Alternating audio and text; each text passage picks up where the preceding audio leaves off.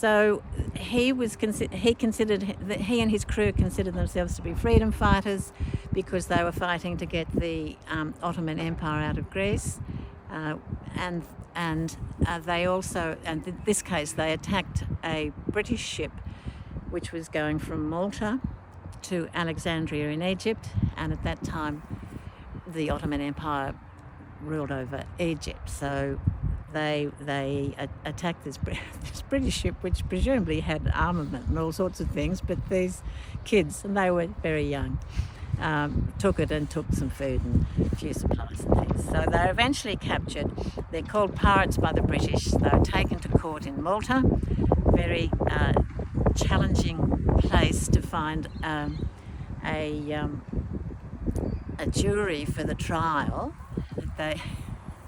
Of various locals, but they couldn't have any English of the English soldiers or sailors on it.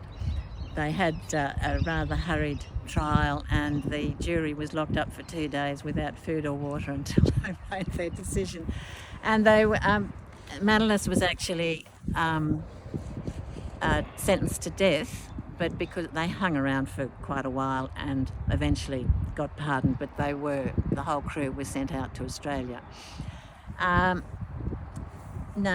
Manolis was sent to work for the MacArthur family, and we know he first worked at Elizabeth Farm with Mrs. MacArthur, and he seems to have got on to working in the vineyard or the vines straight away. He probably had some experience at home because a lot of Greek people would be knowledgeable about that. And then he came down to Camden Park near here and worked there for several more years, and was very important, I think, in establishing their new bigger vineyard there. And at some time, we're not quite sure when, he decided to settle in Picton and bought land.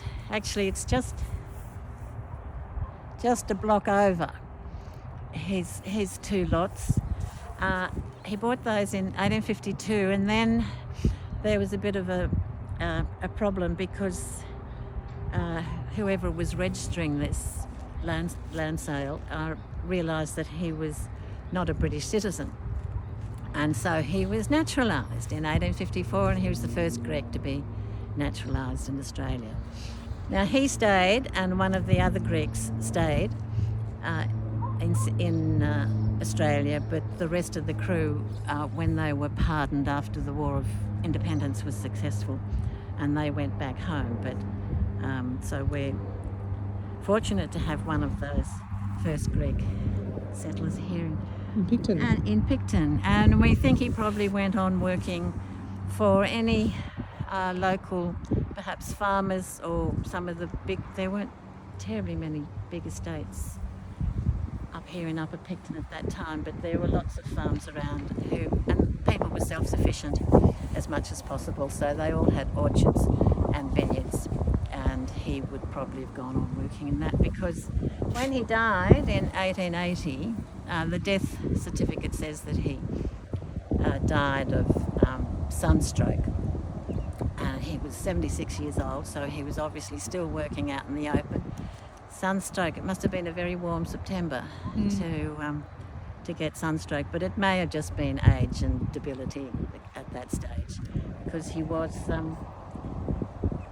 76, which was quite a good age for that time. Yeah. And I'm very fond of him. Yes. Thank you. That's enough, isn't it? I think